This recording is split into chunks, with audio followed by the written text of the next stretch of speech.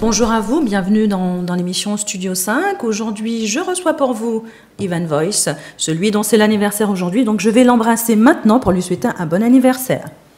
C'est un très cher. Ah ben, merci. Ivan, bonjour. Donc, c'est son anniversaire Bonjour. aujourd'hui. Alors, comment ça va? Ben, ça va, tant qu'on Avec dit le en poids, forme. avec le poids des ans? Le poids des artères aussi. Tu as l'air de porter ça tout ça très bien. Oui, oui, quand même. Ouais. Comme on dit, tranquillement. Tranquillement. Voilà. Ça se passe bien. Alors, Ivan, donc un tout petit récapitulatif donc, de ta carrière, de ta naissance. Tu es donc né à Paris. Hein, pour ceux qui croyaient le qu'Ivan Voice 15e. était né dans le 15e, donc à Paris, dans le 15e À arrondissement. Paris, Vraiment, ouais, un vrai Paname. un vrai Parisien. Voilà. Et ta carrière commence à quel moment? Eh bien, ma carrière commence il y a quand même quelques temps, quand même quelques années, où j'étais quand même très attiré par la soul, la funk, Le jazz aussi. le jazz, Ouais. tout ce qui est ces musiques-là que reflétait aussi la Motown, entre autres. Donc quand j'entendais les James Brown, Stevie Wonder et autres, les Marvin Gaye, Wilson Pickett, entre autres. Donc, étant élevé à Paris, c'est vrai que j'ai été bercé pas mal. Ce qui t'a marqué le... Ah ouais, ça m'a marqué. C'est ça qui a même fait en sorte que j'ai eu envie d'avoir cette vocation de devenir chanteur quand j'étais petit.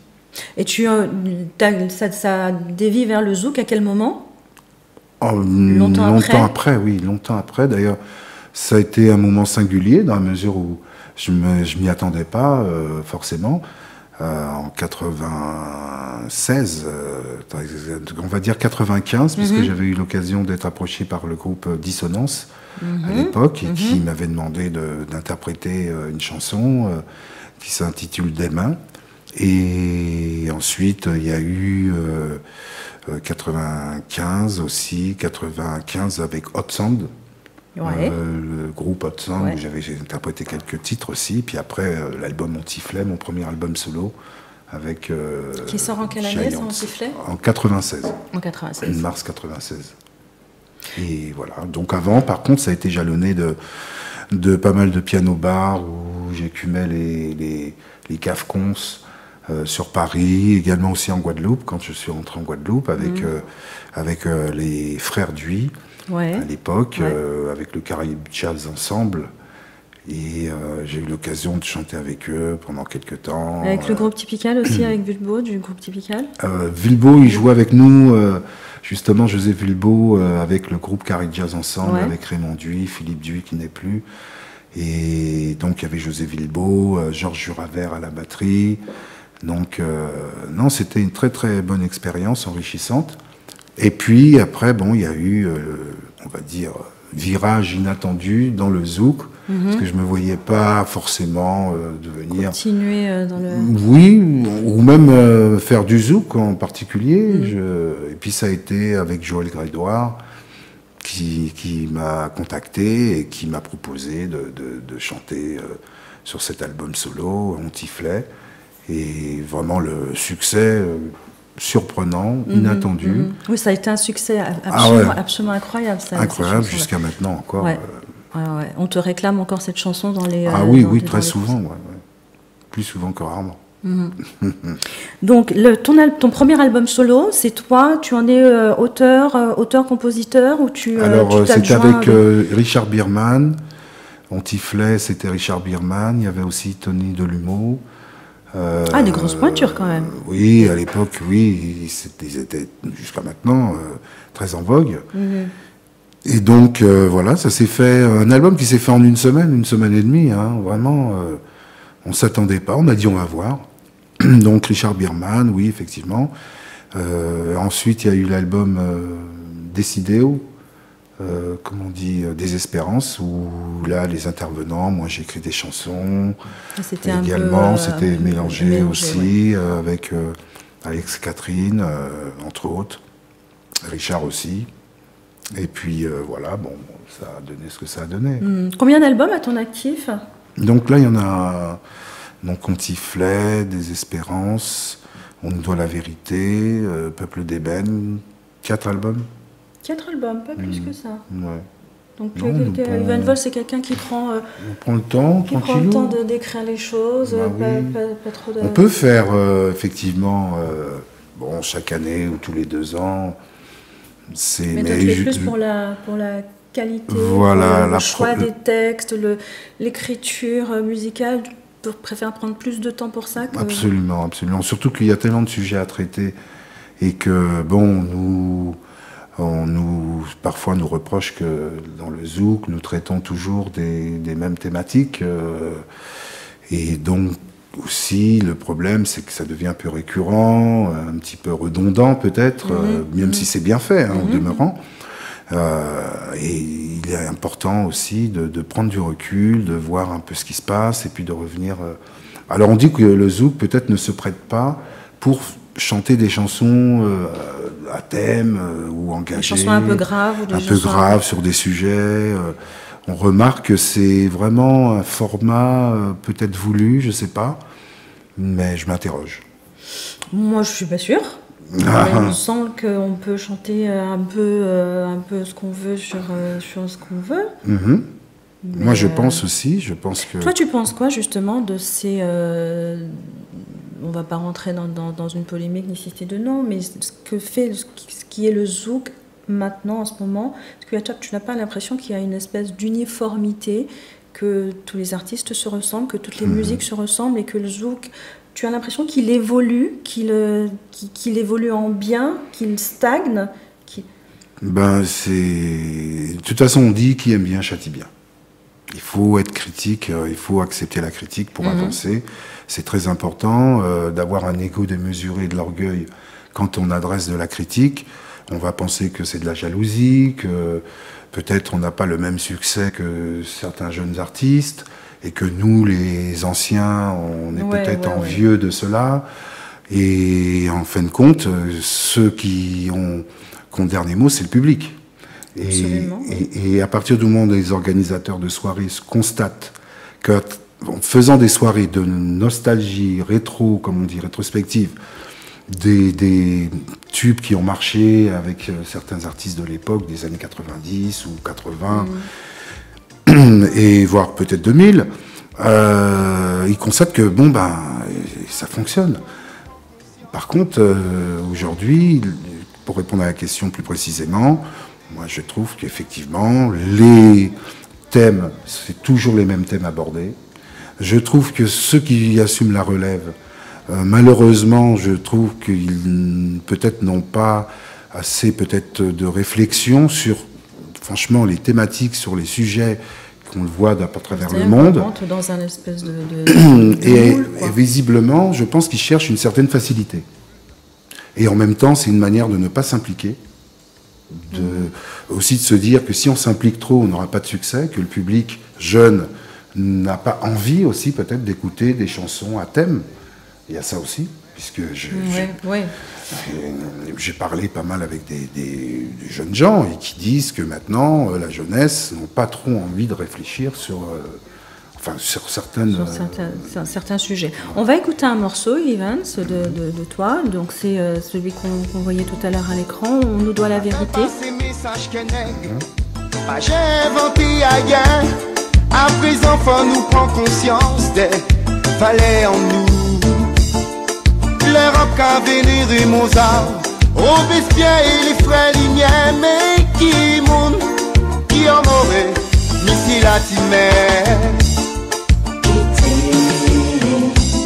et inventé l'ampoule, l'humanité lumière, qui inventé l'ampoule.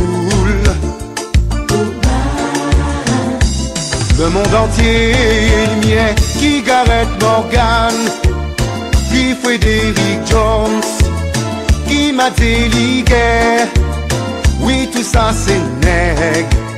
Si l'humanité vient évoluer, pas j'ai oublié. Oui, c'est grâce à nègre. Ni on l'autre comme ça. Nègre qui t'ai fait l'histoire. Mais l'histoire Et ben voilà, la transition est donc toute trouvée après ce morceau, donc on nous doit la vérité. Pour parler de cette association que tu as créée il y a maintenant 15 ans, qui s'appelle Archives, donc c'est l'association de recherche sur la culture et l'histoire pour l'identité et la vérité de l'enseignement. Voilà. Donc que tu as créé avec 3 autres personnes. Oui, Jean-Charles Martirfal, Olivier Birna et Laurent Bamy, qui m'ont aidé à mettre en place cette association, comme on dit, culturelle, qui méritait depuis, je pense, un moment de donner accès, en tout cas, à la communauté. Alors justement, Ivan, pourquoi avoir créé cette association ? Bien, au départ, c'est vrai que quand je suis arrivé en Guadeloupe dans les années 90, c'est vrai qu'il y avait un certain animateur sur Canal 10 en Guadeloupe qui parlait d'une certaine manière de la communauté, notamment que les Noirs n'ont jamais rien fait, jamais rien inventé, toujours le même discours. Toujours le même discours, qu'on est bon à festoyer, s'amuser, aucune responsabilité, etc. Donc, pour la faire court, ça m'a quand même offusqué, ça m'a dérangé, franchement, ça m'a scandalisé, voire qu'on était quand même trop ignorant sur justement l'apport de notre diaspora, de notre race dans les domaines d'invention invraisemblables et également dans le domaine médical. Donc, il est important de pouvoir, comment dire, faire un site avec les traductions en français des biographies de tout ce panel, ce vivier extraordinaire qu'ont fait les inventeurs et savants noirs dans les inventions.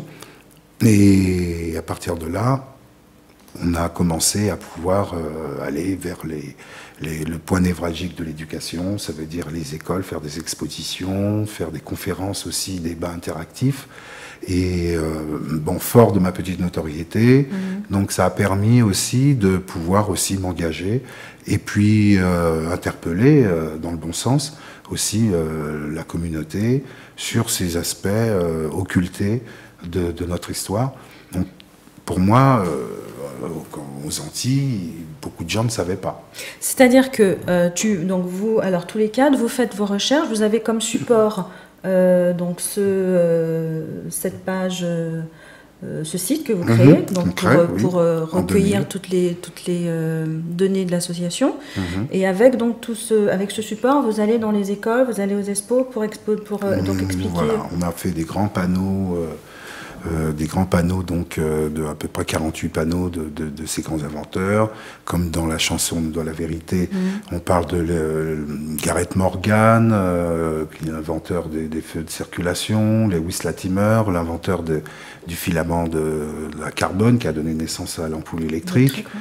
On a Granville Woods aussi, qui est l'inventeur du tramway et puis de l'interrupteur de lumière, pour ne citer que ces trois-là. À partir du moment où ces personnes ont breveté leurs inventions à l'INPI, et évidemment, toute la partie anglophone avait bien sûr ses archives, ses documents concernant ces personnages. Et côté francophone, par contre, il n'y avait rien du tout. Donc il a fallu faire un travail de traduction pour permettre donc l'accès à notre diaspora, de pouvoir enfin étudier et s'informer sur ces grands hommes qui ont malheureusement été spoliés de leurs inventions, puisque occultées. Et comment ça se passe dans les écoles ? Est-ce que donc l'information passe bien ? Est-ce que éventuellement l'éducation nationale, ou en tout cas on projette d'intégrer dans les programmes scolaires C'est une très très bonne question, puisque nous avons eu l'occasion de pouvoir interpeller à l'époque l'éducation nationale, le ministère de la technologie et des sciences, notamment, et également à l'époque du gouvernement Jospin, le Premier ministre Jospin, sur l'aspect de la fête de la science qui est célébrée chaque année en France et également dans l'outre-mer. Et malheureusement, il n'a jamais été évoqué ou indiqué qu'il y a aussi des inventeurs noirs qui ont participé, également à l'évolution de l'humanité.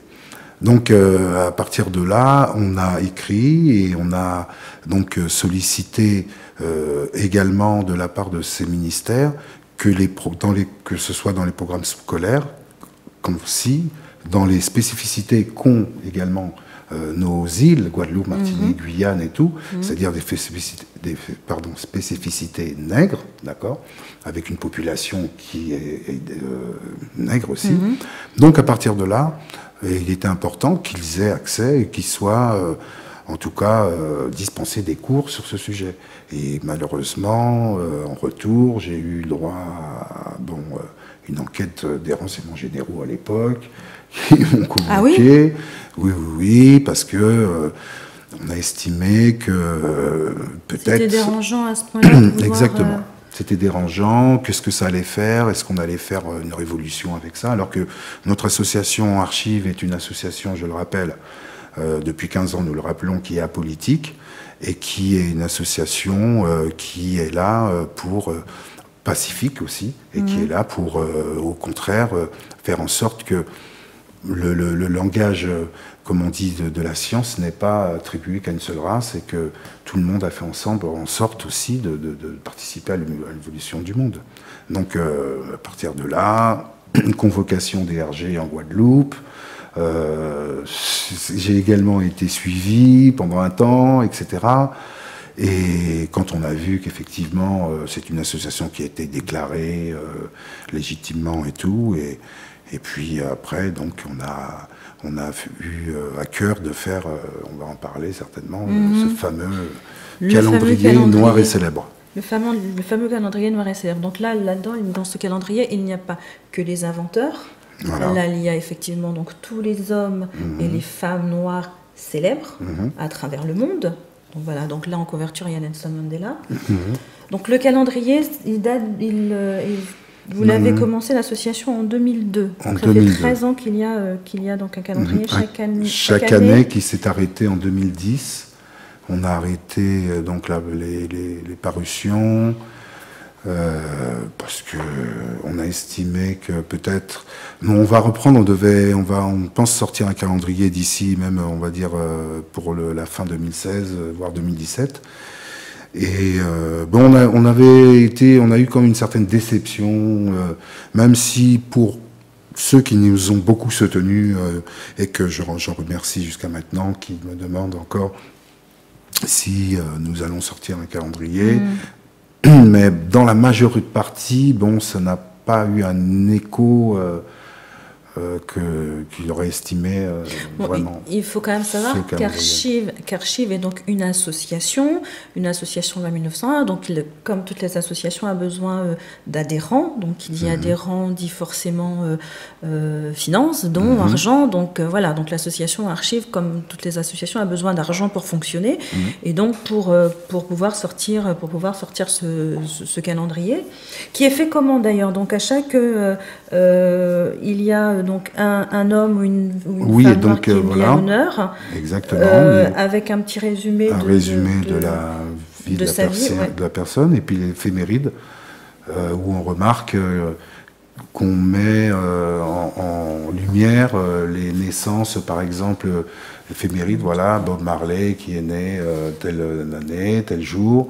Et également, on peut voir également mort de Nelson Mandela ou voilà, donc il y a un rappel des dates importantes. Voilà, les personnages importants que ce soit usiophone, que ce soit anglophone, que ce soit francophone.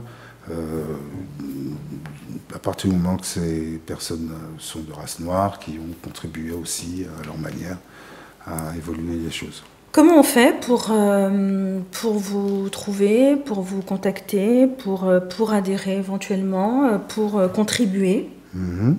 Eh bien, nous avons donc l'adresse email ivan.voice@gmail.com. Également sur le numéro de téléphone de l'association, donc c'est les 06 64 99 39 87. Ou 06 50 83 58 49 pour nous joindre. Et puis l'association a un site, hein, vous tapez tout simplement archives dans un moteur de recherche. Et voilà, associationarchive.com. Archive.com et vous atterrissez donc sur le site de l'association Archives. Tout à fait. Voilà. Autre chose à nous dire sur l'association, Ivan? Que dire nous avons... Qu'est-ce que vous faites là en ce moment? Qu'est-ce que vous projetez? Oui, nous projetons, et comme on dit, nous travaillons aussi en sous-marin, tranquillement, c'est-à-dire que nous sommes en relation avec d'autres associations qui sont ultramarines, Guyane, où nous avons l'occasion de pouvoir faire en sorte de faire découvrir l'exposition des inventeurs noirs et célèbres, également en Martinique, également à Mayotte aussi, on a l'occasion d'être invité.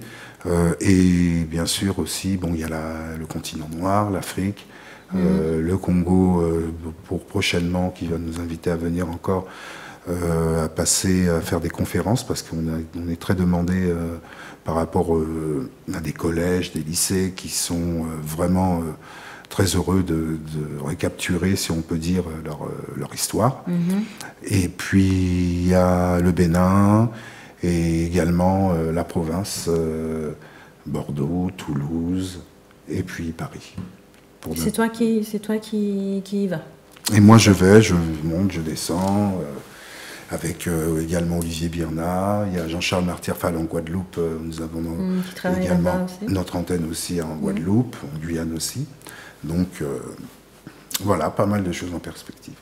Très bien, écoutez, longue vie à l'association donc Archives, que vous pouvez donc retrouver sur le net sans aucun souci. Si vous voulez donc y adhérer, aller voir ce qu'ils font et puis voilà, participer. On peut également vous appeler pour avoir une conférence. Absolument. Ouais.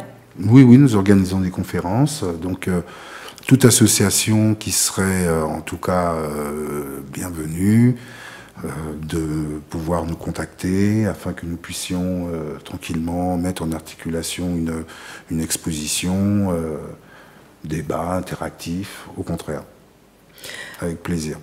Merci Ivan. Il ne faut pas quand même oublier que alors c'est vrai qu'il est donc tu es président de l'association. Oui, président. Voilà, il est donc le président de l'association Archives, mais il est quand même chanteur. Donc on va se terminer avec un clip, le dernier, de ton dernier morceau, le dernier clip. L'avant-dernier. L'avant-dernier, c'était sur le dernier album. Oui, j'en ai fait un autre, c'est Jalouse, je pense. Voilà, absolument, le clip Jalouse.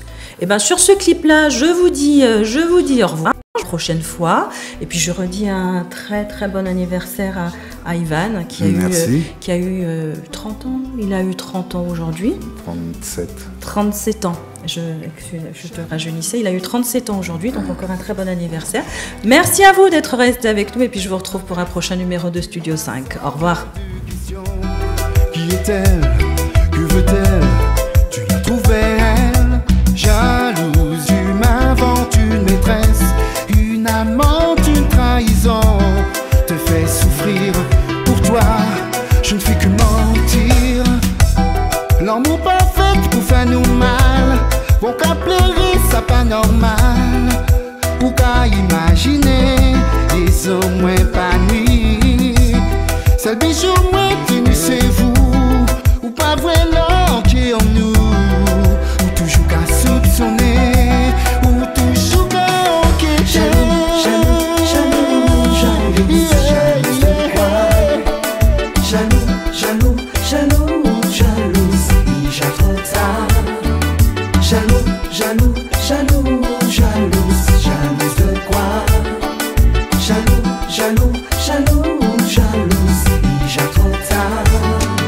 Quand je parle à une autre, ça te dévaste tant que tu perds la raison. Je ne pourrais guérir la maladie d'amour que tu me portes. Ne peux pas continuer. Moi, j'allais voir pleurer.